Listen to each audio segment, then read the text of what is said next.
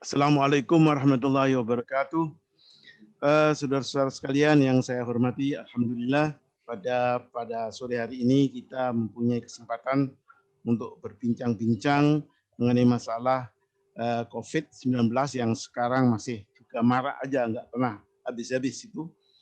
Dan saya merasa bersyukur diberi kesempatan untuk memberikan beberapa pandangan saya mengenai masalah COVID, penyebaran dan bagaimana pencegahannya khususnya pada lansia. Dan kita ini karena penyelenggaranya adalah alumni senior FKUA yang di atas 70 tahun, kita masuk insya Allah dalam lansia semua. Mungkin yang 60 juga bisa masuk, 50 juga bisa masuk. Jadi coba kita pikirkan bagaimana sebaiknya kita bisa memproses diri terkait dengan masalah COVID ini. Saya diminta oleh Pak Yono ini untuk memberikan materi dalam bentuk tertulis. Jadi seharian penuh itu mulai pagi tadi habis subuh saya coba untuk menulis dalam bentuk materi dan insya Allah bisa di-share nanti kalau sudah ditayangkan sekarang. Jadi saya bacakan aja beberapa prinsip-prinsip dasar sehingga kita dari materi itu bisa mendiskusikannya nanti dengan lebih mendalam. Saya bagi menjadi 4 bagian. Jadi pertama saya beri informasi umum saja mengenai COVID ini, termasuk pada lansia. Kemudian saya sampaikan juga prinsip-prinsip terjadinya COVID dan bagaimana mekanisme COVID itu. Yang ketiga, prinsip-prinsip dasar bagaimana kita membuat suatu pencegahan dan prinsip-prinsip penyebarannya di masyarakat. Dan yang terakhir kita bicarakan dalam materi yang terkait dengan masalah lansia. Yang pertama, saudara, secara umum saja dan saudara bisa mendapatkan ini dalam berita-berita tentang COVID. Jadi jumlah COVID itu sekarang kasusnya di Indonesia dalam seminggu terakhir ini sekitar ya 490.000, hampir 500.000 lah, setengah juta orang lah kira-kira yang menderita penyakit COVID. Dengan catatan diagnosisnya itu tentunya nanti masih bisa kita perdebatkan, tapi umumnya diagnosisnya kalau dengan swab-nya positif. Tetapi penyebarannya tidak sama, saudara, antara satu tempat dengan tempat lain. Ini menjadi problem. Di Jawa saja itu sekitar 75% itu mungkin proporsional lah. Penduduk Jawa memang 70-an%. Tapi bagaimana 75% itu menyebar? Juga di luar Jawa yang 25% itu menyebar. Itu juga harus menjadi bagian dari pertimbangan kita untuk bicara tentang COVID. Jumlah kasus baru lumayan juga lah, yaitu antara 4.000 sampai 5.000. Juga fluktuatif tapi tidak begitu banyak dari kasus baru per hari. Gitu ya.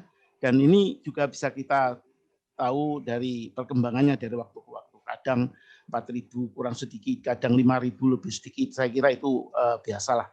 Pokoknya sekitar segitu dan kita bisa memperhatikan pada kesempatan yang akan datang bagaimana perkembangannya. Terkait dengan masalah COVID di usia lansia, itu yang sempat saya baca laporannya itu lumayan lah. Sekitar 80% itu. Bahkan pada waktu tertentu bisa 90% kasus COVID itu adalah lansia itu.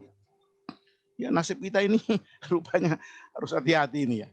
Banyak yang kasus kita itu termasuk bagian besar dari yang terkena COVID. Itu juga kita harus perhatikan itu. Jadi kalau kita tidak sakit COVID mungkin ya jumlah itu akan menurun. Gitu. Saya kira itu usaha kita sekarang untuk mengusahakan supaya yang lansia ini tidak kena COVID, supaya jumlah COVID-nya juga bisa turun. Prevensi COVID di kalangan lansia itu sekitar 18%. Jadi kalau kita ini lansia mungkin 18% katanya kena COVID. Kematian kasus COVID usia tua ini juga termasuk tinggi itu. Sampai 34% itu. Kalau kita ada kasus lansia itu, waduh, probability-nya tinggi juga itu tidak tertolong. Jadi betul-betul lansia ini secara faktual, informasi umum saja mengatakan harus waspada, ya, harus care gitu ya, harus hati-hati. Gitu. Itu saya kira sebagai informasi umum sebelum saya masuk kepada materi yang lebih mendalam. Bagian yang kedua dari paper saya itu akan saya bicara tentang bagaimana sih sebetulnya masalah proses terjadinya suatu penyakit COVID ini. Ini saya kira perlu difahami untuk kita bisa nanti melakukan tindakan baik prevensi, penguatan maupun nanti pengobatannya. Pertama saya ingin sampaikan bahwa mungkin semua orang sudah tahu lah, penyebabnya itu jenis virus yang baru. Ya, COVID-19 itu jenis virus yang baru, menular dari orang ke orang. Ya, morfologi virusnya kalau mungkin membayangkan gitu kira-kira besarnya itu antara 100 nanometer. Kalau mikronya itu 1/10-nya mikrometer gitu. Jadi halus memang, halus kan. Terdiri kalau dibayangkan anatominya itu mungkin seperti buah nih, aku bilang seperti buah rambutan gitu ya. Dalamnya isinya ada kulitnya, dan kulitnya itu punya rambut-rambut begitulah ya. Dan kulit itulah yang sebetulnya mempunyai peran besar untuk dia bisa masuk menyusup ke dalam sel manusia. Ya, itu yang disebut sebagai kulit itu ada spike itu. Spike itu adalah semacam molekul di kulit itu, rambutnya itu yang nanti nempel kepada reseptor dari suatu dari sel manusia. Kalau virus itu masuk ke tubuh, nah menyatulah dia dengan manusia itu. Menyatulah dia dengan sel manusia dan berproses membuat kita bisa terjadi proses macam-macam. Tapi intinya adalah bahwa kulit itu hanya sebagai perantara, tapi yang menjadi kunci itu adalah intinya. Yang intinya itu adalah nucleic acid itu tergolong RNA, ya. Dan ternyata jumlahnya juga tidak sedikit itu. Jumlahnya itu RNA-nya itu 30.000 butir RNA-nya. Yang RNA itu ditandai dengan bahasa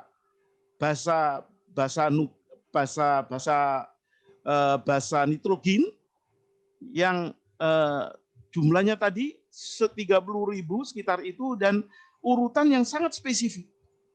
Nah, yang pemeriksaan dari PCR ya, PCR atau swab itu yang mengidentifikasi adanya molekul deretan yang mirip yang dimiliki dari inti dari COVID tersebut.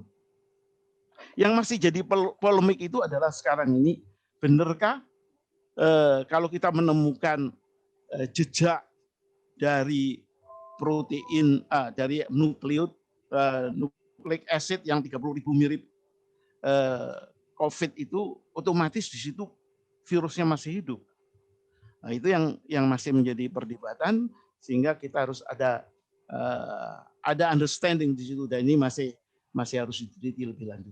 Saya kira itu inti dari bagaimana mendiagnosis COVID dari sisi PCR atau dari sisi swab itu, dan kemudian kita harus memperhitungkan implikasi-implikasi lebih lanjut.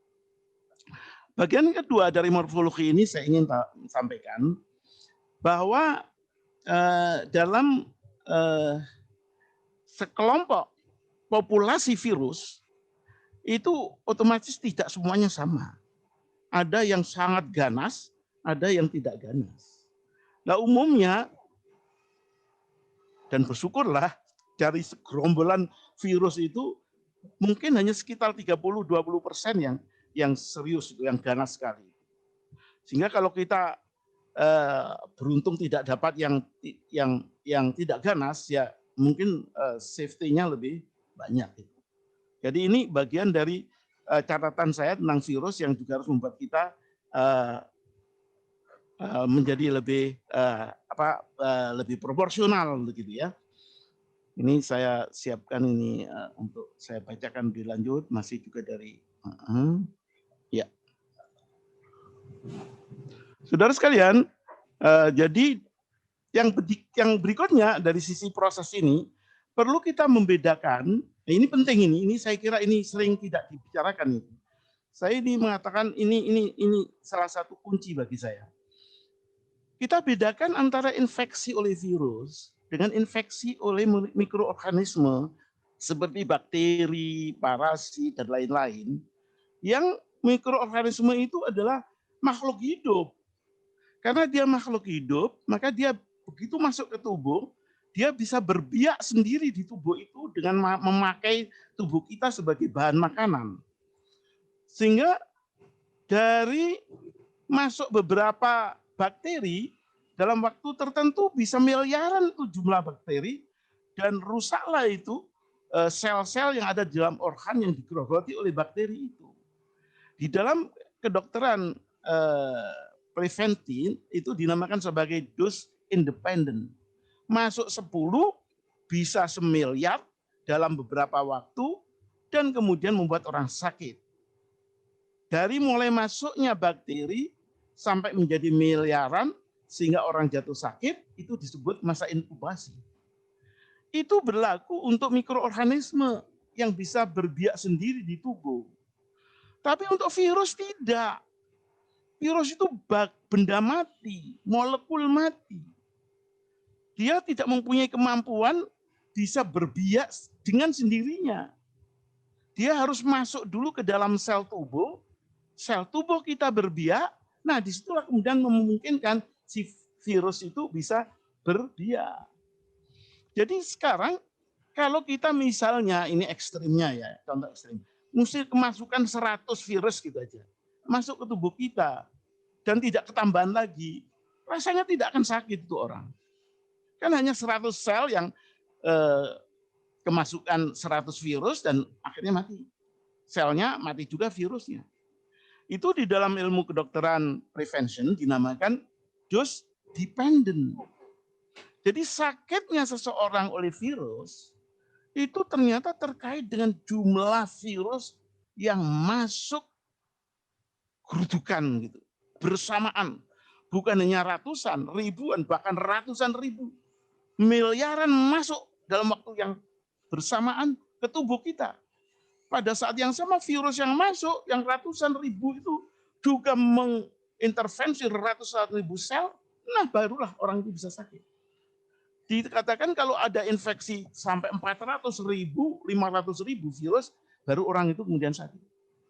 Jadi di situ menjadi dosnya itu dose dependent.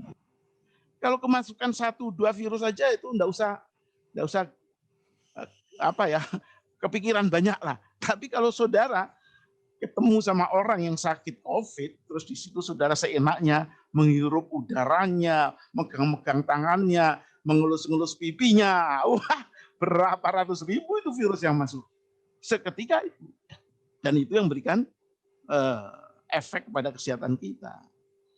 Jadi saudara sekalian, dengan itu kita kemudian menjadi lebih mudah untuk mengerti ya know-how-nya dan prevensinya nanti kalau tahu membedakan antara infeksi oleh bakteri dan infeksi untuk virus itu, sehingga kita tidak berlebihan di dalam reaksinya. Sumber virus yang banyak tentu orang yang sakit virus, itu pastilah. Dan lingkungan di sekitar orang itu.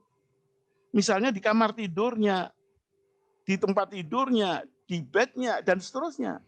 Disitulah orang sehat harus waspada.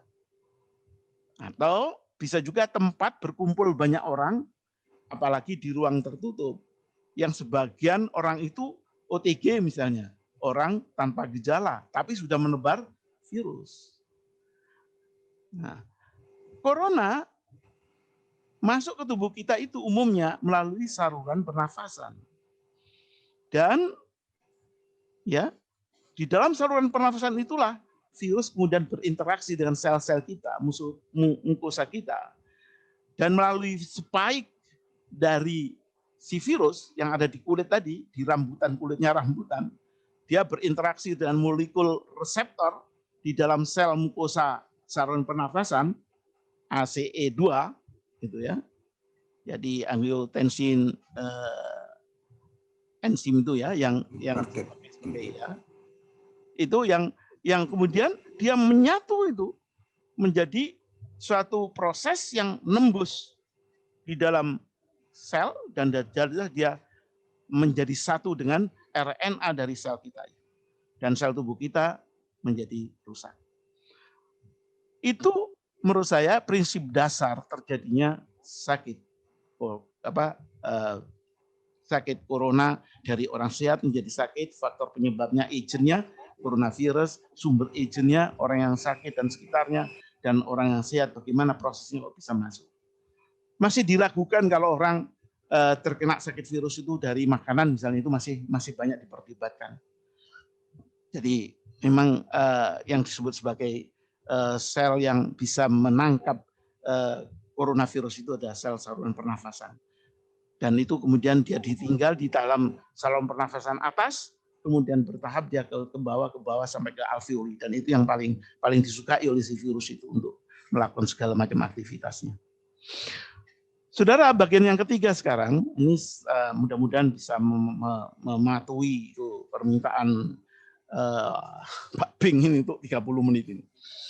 Prinsip penyebaran dalam masyarakat. Tadi penyebaran person to person.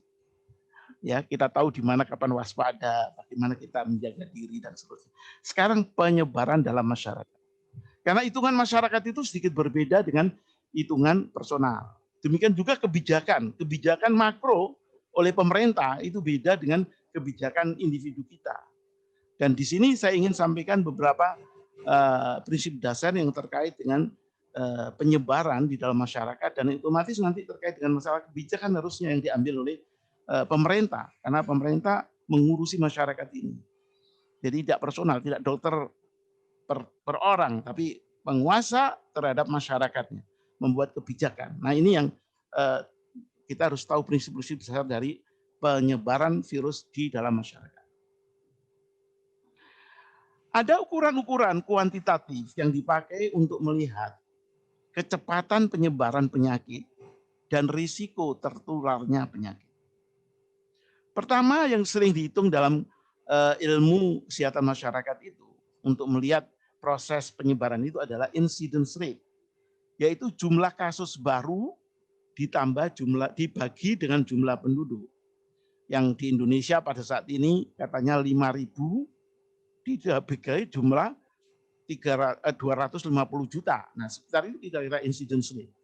Tapi itu pasti harus dilihat sisi-sisi teknis yang lain ya, nanti kita bicarakan. Yang kedua adalah prevalence rate. Prevalence rate itu total kasus dibagi dengan jumlah penduduk. Kalau di kasus kita tadi 500.000 atau setengah juta dibagi dengan 250 juta. Namun saya minta ada catatan khusus ini. Jadi incidence rate itu kalau tinggi dianggap menggambarkan cepatnya penyebaran. Sedangkan prevalence rate itu kalau tinggi dinilai sebagai risiko menular ke orang lain. Itu tinggi. Jadi risiko oleh prevalence rate, kalau cepatnya penyebaran oleh incidence rate. Namun ada suatu kesulitan yang harus difahami. Ini namanya kesulitan teknis ini. Kita boleh aja ngarang, tapi teknisnya harus kita juga detailkan itu. Kesulitan teknis di mana? Bagaimana tahu kita jumlah kasus baru dan jumlah kasus total dalam suatu periode waktu tertentu? Kepastian diagnosisnya. Adakah kasus yang tidak terjangkau oleh kantor pencatatan pelayanan kesehatan? Wah, ini ada kasus sekian, ini ada kasus sekian. Itu yang terlaporkan, yang tidak terlaporkan. Padahal yang harus dihitung itu adalah total yang real, bukan total yang reported. Itu problemnya. Sehingga kemudian ahli-ahli epidemiologi membuat beberapa asumsi, namanya asumsi, bisa benar, bisa salah. Dikatakan kalau ada satu pelaporan, maka sebetulnya yang tersembunyi, yang tidak terlaporkan itu bisa 3 kali lebih banyak. Sekali lagi ini asumsi. Belum lagi kalau misalnya yang namanya pelaporan itu, pelaporan yang murni pelaporan, atau pelaporan yang dibarengi dengan semacam penggerebekan orang. Nah gitu. Beda itu. Asumsinya bisa berubah. Suatu desa yang dari pelaporan murni atau dari suatu desa yang kemudian dilakukan penggerebekan terus dicek. Nah, itu beda itu mendapatkan jumlah baru dan jumlah yang lama itu. Itu problem teknis yang harus diwaspadai. Jadi kalau idealnya mestinya dari survei, total survei. Sampling pun yang sekarang ini supaya rupanya ada juga mulai ada sampling itu oleh BPS itu. Tapi saya tidak melihat bagaimana itu nanti analisis lebih lanjutnya. Tapi BPS tidak terkait dengan masalah COVID-nya ansih, tapi oleh hal-hal yang terkait COVID. Tapi ada upaya itu, survei. Survei itu baru kita bisa mengatakan 100% incident rate akurat, prevalence rate-nya juga akurat. Tapi itu bukan hal yang mudah kan? Nah, yang kedua saudara sekalian, jadi ini paling tidak kita sudah punya apa ya, ukuran kecepatan penyebaran dan ukuran risiko kena COVID-nya.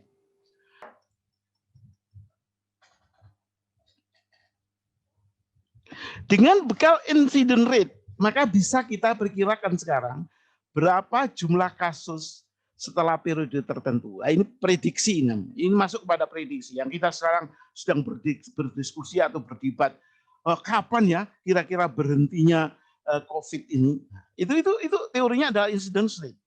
Dengan incidence rate kecepatan tertentu dari penyebaran virus, kemudian kita pakai suatu teknologi model matematika, kita bisa mengestimasi menjadi berapa banyak itu jumlah kasus setelah sekian lama.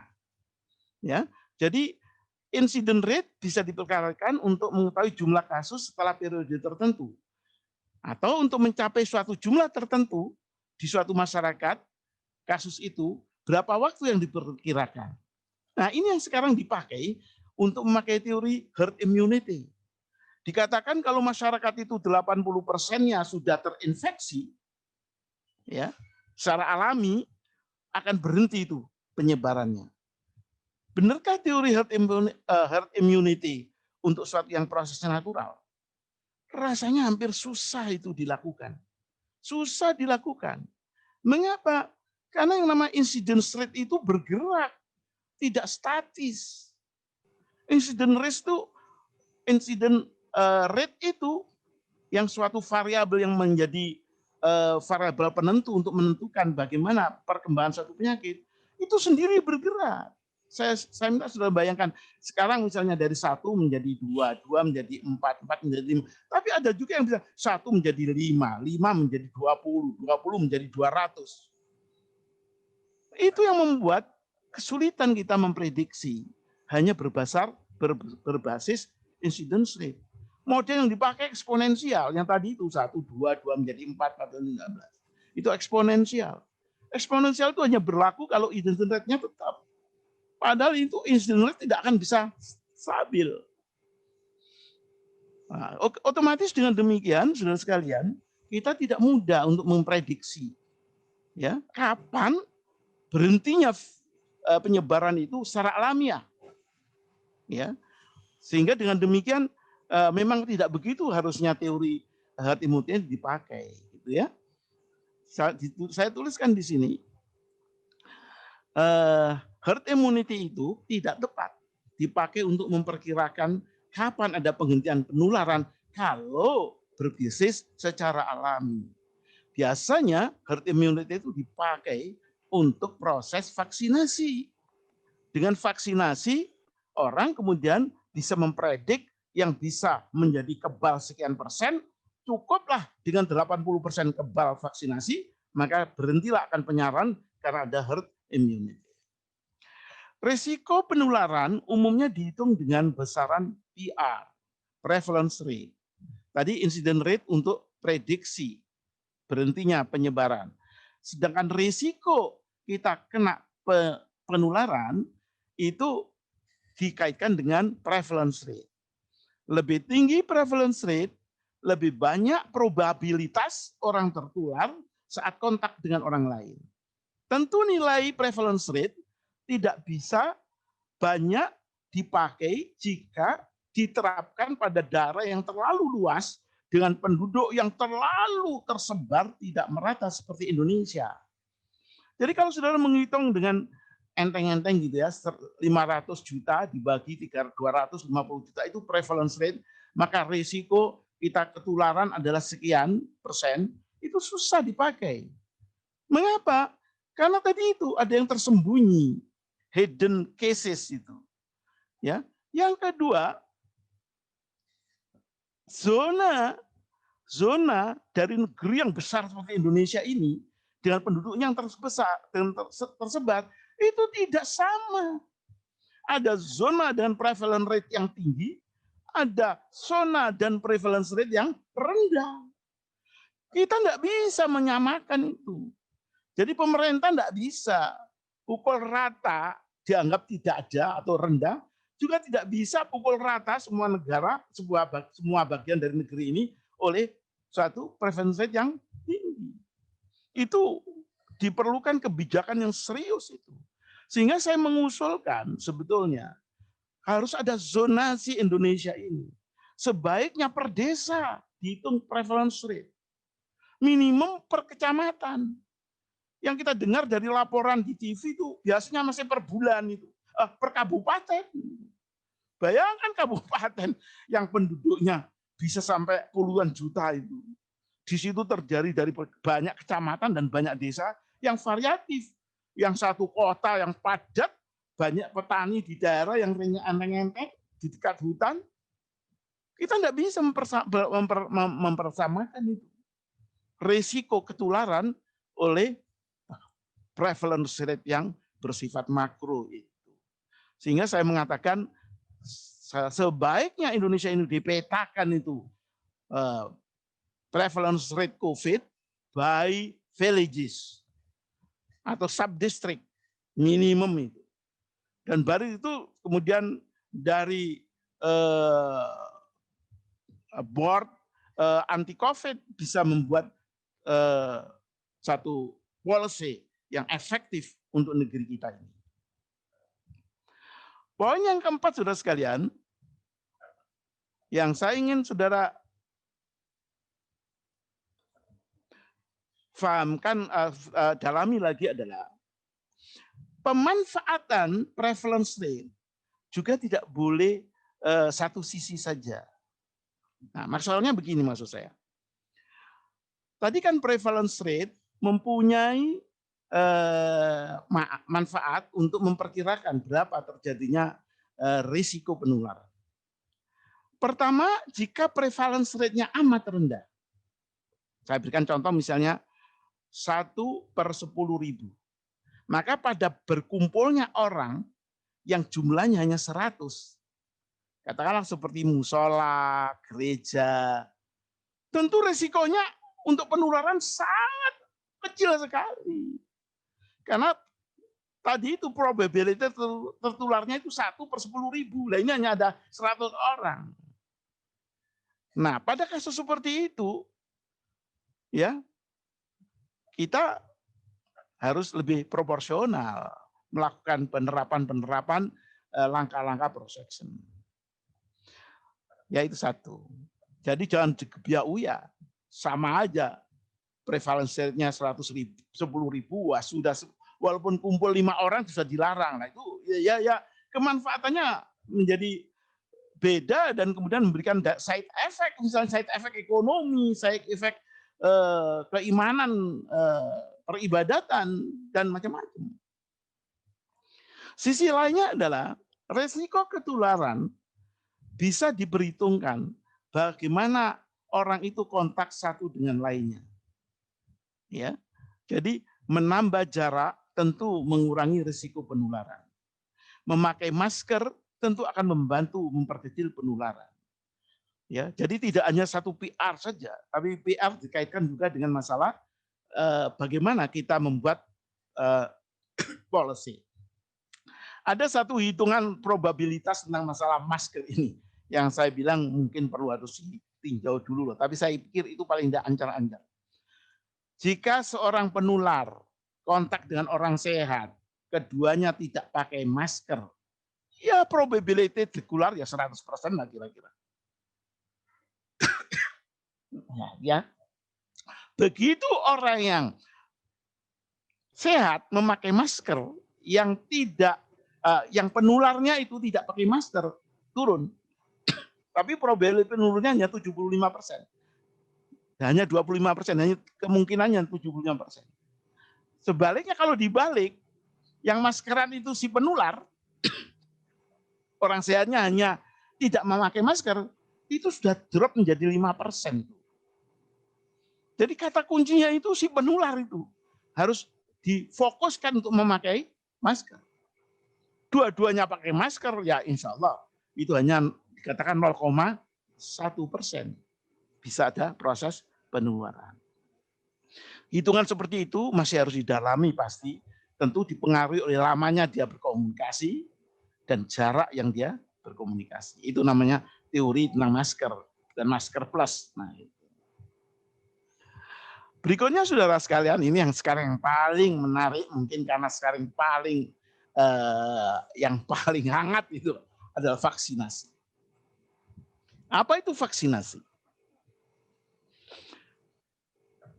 Vaksinasi yang saya maksudkan di sini bukan vaksinasi orang per orang ya. Saya maksudkan di sini adalah vaksinasi yang masif, massal. Ya. Yang semua orang harus divaksinasi. Nah, itu namanya vaksinasi massal. Massive vaccination. Saya ingin tekankan pada saudara, dari report yang di Google itu, tidak ada satu negara pun yang melakukan itu. Sampai dengan bulan ini, nggak ada satu negara pun. Rusia itu dikatakan koar-koar Agustus yang lalu, Oktober kami akan masif vaksinasi. Ternyata sampai Desember mereka belum melakukan. Belum lagi Rusia itu koar-koar mau memvaksinasi penduduknya oleh vaksin yang dia buat sendiri. Nah, itu pun masih mundur-mundur.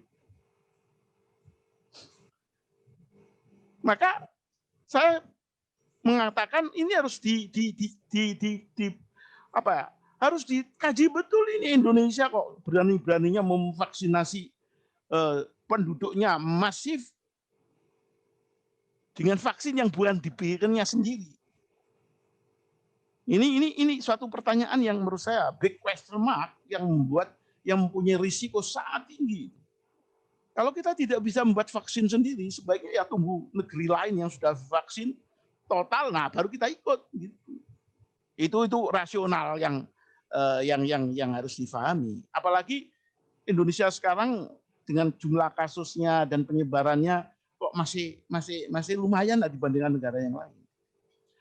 Jadi seperti ini sudah saya ingin sampaikan. Vaksinasi massal itu memang menjadi salah satu cara yang dianggap efektif, rasional, operasional, atau visible. Bisa dilakukan dengan harapan menghentikan suatu epidemi maupun pandemi penyakit virus. Teori yang dipakai itu adalah teori herd immunity itu. Dikatakan bahwa salah satu teorinya jika 80% orang sudah imun terhadap satu penyakit, maka seluruh penduduk itu menjadi imun. Sehingga bisa dibebaskan sama sekali dari action apapun. Satu contohnya adalah masalah kasus variola, cacar. Bukan cacar air ya, bukan cacar air varicella. Kasus cacar variola. Itu virus juga. Dan menyebarnya juga melalui pernafasan. Dan juga jahat. Kematiannya juga tinggi. Tapi ternyata dengan vaksin yang bagus, tepat, ya spesifik sekali, dilakukan vaksinasi massal sedunia. Bukan hanya Indonesia loh, sedunia. Maka berhentilah itu variola. Maka eradicated itu. Dibasmi itu yang namanya variola. Saya masih ingat waktu saya masih mahasiswa baru itu, masih rajin tuh menengok orang harus dilakukan vaksinasi untuk cacar ini. Apakah itu juga berlaku untuk COVID? Ini yang menurut saya harus diwaspadai. Karena virus COVID ini dianggap sangat cerdik, lebih cerdik dari virus variola. Dia punya tadi itu bulu-bulu spike yang bermacam-macam dan banyak itu. Dan belum lagi di sel-sel tubuh manusia sendiri tidak potensial ada reseptor yang selain ACE2. Sehingga saudara sekalian, di sini saya ingin sampaikan dari sisi vaksinnya. Ini kalau kita mau membuat kebijakan yang seperti itu ya. memang terbukti efektif menghasilkan imunitas spesifik, mengatasi terjadinya penyakit, walaupun orangnya telah tertular. Ini sendiri masih dipertanyakan. Betulkah ada vaksin yang memberikan garansi 100% orang yang divaksin tidak akan tertular? Walaupun virusnya itu mutasi, gentayangan, dia tetap tidak akan tertular. Itu belum ada. Kenapa? Karena ciri virusnya yang spesifik itu. Dan ini yang masih belum ada kepastian. Nah, kalau seperti ini sudah kita terapkan untuk massal, risikonya terlalu tinggi. Virus itu, ya, saya sampaikan, vaksinasi dengan virus itu, bagaimana caranya membuat vaksin itu bukan sederhana, saudara. Apa yang bisa bagian dari virus itu yang menginduksi supaya pertemuan antara spike dengan ACE itu terhalangi. Ini yang tidak bisa kita belum ketemu gitu kasarnya. Ini saya minta menjadi perhatian serius ini. Jangan gegabah. Vaksin itu sendiri tidak boleh mempunyai dampak negatif, berbahaya, jangka pendek maupun jangka panjang. Kita ingat itu risiko vaksinasi yang ribut itu di Afrika, polio yang dianggap menjadi salah satu sumber malapetaka adanya AIDS. Itu jangka panjang itu. Jadi saudara sekalian, ini bukan masalah sederhana bagi saya. Kalau masif loh ya. Kalau personal sih urusan masing-masing lah. Jadi, tapi kalau sudah masif, bayangkan yang terkena dampak masif bangsa Indonesia. Dan ini yang saya bilang, jangan sampai kita ada kecerobohan sehingga dengan tidak sadar menghancurkan bangsa sendiri dengan sesuatu yang kita masih belum punya pengalaman. Apalagi vaksinnya bukan buatan kita sendiri. Dan tidak ada negara satupun di dunia ini yang sudah melakukan itu. Kekebalan spesifik yang dihasilkan berlangsung lama oleh vaksin itu. Bisa mengatasi virus yang sudah bermutasi. Apa ada yang nanggung? Nah, baru secara teknis cakupannya harus mempunyai cakupan yang cukup untuk herd immunity. Yaitu sekitar 80% dari seluruh penduduk sudah divaksin. Nah, bayangkan ini 80% divaksin, vaksinnya tidak mempunyai jaminan apapun terhadap prolong side effect. Kan sangat riskan sekali. Kalau dokter yang didulukan, maka saudara bisa membayangkan. Nanti Indonesia bisa terjadi, ya saya tidak bicara lebih jauh lah, saudara bisa membayangkan sendiri. Kalau para guru, karena Rusia itu mengatakan yang diutamakan itu dokter dan guru. Tapi dia nggak mengerjakan. Konyol tuh Rusia itu. Ngomongnya saya akan mengutamakan guru sama dokter. Nah kalau gurunya kena vaksin yang meliar gitu, kan tidak ada pengajar itu. Gimana generasi mudanya? Jadi saudara jangan kita sembrono kalau urusan makro. Ya. Kalau mikro nggak ada masalah satu-satu. Begitu makro risiko, the whole nation. The whole nation. Itu at risk. Itu tentang masalah teori penyebaran. Yang terakhir, saya bicara tentang mari kita pahami diri kita, orang lansia ini. Ya, lansia ini. Karena banyak orang lansia yang lupa bahwa dirinya lansia. Memahami penularan dan pencegahan pada usia lansia. Jelaslah bahwa usia lanjut yang disebut lansia itu sebetulnya suatu proses eufemisme, melembutkan untuk supaya orang tidak merasa tersentak gitu bahwa dia sudah tua. Gitu. Tapi ada risikonya orang tidak merasa bahwa dia itu menjadi sudah tua, gitu. Padahal dia sudah tua sebetulnya, ya kan? Sehingga dengan demikian saya mengatakan nomor satu harus introspeksi bahwa dirinya itu memang sudah tua, umurnya banyak, mempunyai spesifikasi yang berbeda, sehingga harus memerlukan penyadaran ekstra. Kuncinya itu pada penyadaran ekstra. risiko ketularan untuk mengikuti teori penularan di atas itu harus difahami. Namun jangan lupa, begitu ketularan, risiko gagal tertolong tinggi. Dokter-dokter yang canggih pun susah, walaupun dengan fasilitas luar biasa. Hal ini ya karena apa? Karena kondisi fisik tubuhnya dengan kekebalan umum dan spesifiknya sudah memang tidak seperti orang muda. Itu nomor satu ya. Nomor dua, lansia perlu membatasi diri dari kontak dengan orang yang sudah diduga tertular penyakit, termasuk menjaga protokol kesehatan yang relatif ketat. Nah, ini yang menurut saya kritis juga di sini. Antara apa? Antara kalau orang tuanya itu punya anak, punya cucu. Si anak di cucu ini karena ketakutan bapak ibunya ketularan, dia tidak mau ketemu sama bapak ibunya, sama kakek neneknya. Nah, itu sudah overacting itu saya bilang. Ya. Kalau si cucu sama anak memang punya sakit betul COVID, ya memang ya sementara lah. Tapi kalau hanya OTG, yang OTG itu kira-kira virusnya ya tidak banyak, dan kemudian dia memakai masker, nggak jaga jarak ngomong, ya insya Allah lah bapak ibunya tidak kena virus banyak-banyak ya 1-2. Sehingga dengan demikian tidak menghalangi putusnya hubungan antara orang tua dengan anak cucu. Ini prinsip yang kedua yang ingin saya sampaikan. Yang ketiga, kekebalan umum lansia harus ditingkatkan secara sadar dan terencana. Asupan gizinya yang baik, olahraganya yang benar sesuai usianya, jangan berlebihan, istirahatnya 7 jam sehari, ketenangan hati perlu diupayakan serius.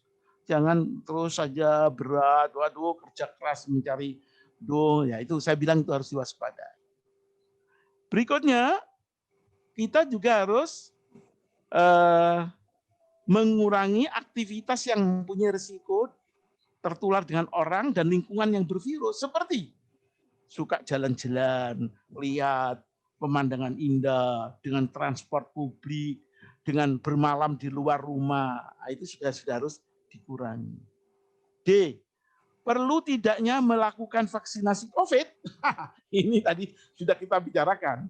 Kalau COVID-nya bukan masif, bukan massal, perintah negara, ini juga kita harus timbang-timbang itu. Soalnya ada juga itu sekarang move supaya orang-orang tua di atas 60 itu divaksin anti flu, divaksin anti herpes, divaksin anti pneumonia. Nah, saya pribadi belum melakukan itu semua. Perlu tidaknya melakukan vaksinasi COVID maupun vaksinasi jenis lain seperti flu, herpes, maupun pneumonia, perlu ditimbang sisi respon imunologis tubuh atas masuknya bahan vaksin. Ini kunci ini. Respon imun kita itu sudah tua, tidak seperti orang muda. Respon datangnya antibodi yang bagus. Dan probabilitas kita tertular penyakit tersebut juga dihitung dan cermat.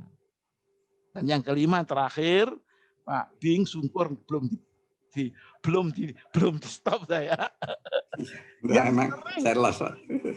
Dilos, waduh luar biasa. Yang sering dilupakan oleh lansia adalah, tidak boleh lupa, usianya itu sudah mendekatkan dirinya kembali ke hadirat Sang Pencipta. Itu jangan dilupakan. Bedalah anak baru lahir dengan remaja dengan kita. Kapan kita dipanggil oleh Pencipta kita. Berbanyaklah ibadah ritual mendekatkan diri kepadanya. Dengan khusyuk, berserah diri kepadanya.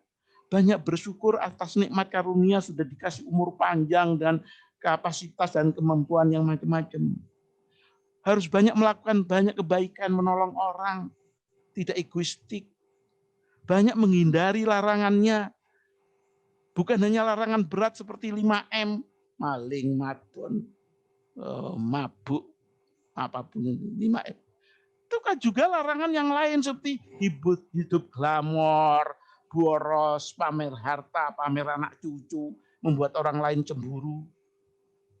Hiduplah sederhana, walaupun tidak harus anti keduniaan supaya dianggap seperti orang suci. Tidak perlu itu. Tidak perlu kita menjadi orang suci. Yang penting adalah kita tahu bahwa kita segera menghadap Tuhan dan kita harus menghindarkan hal-hal yang seperti tadi dan berdoa minta banyak ampunan. Hidup itu harus mendekat kepada Allah Subhanahu wa taala sesuai dengan ajaran Nabi dan patuh mengikuti tuntunannya secara utuh, tidak hanya ritualnya saja. Insya Allah akan mendapatkan perlindungan. Ini saya katakan, mendapatkan perlindungan dari Allah. Allah itu pada orang yang dekat dengan Dia melindungi. Perlindungannya itu gaib, Mas. Tidak harus fisik, tidak harus empirik. Empirik itu hanya satu sisi. Ada perlindungan gaib dari Tuhan. Yang itu tidak bisa kita tebak.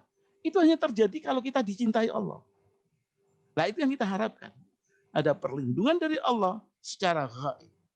Walaupun kita sudah menghindari sunatullah empirisnya. Sehingga dengan demikian kita terhindar dari COVID. Amin.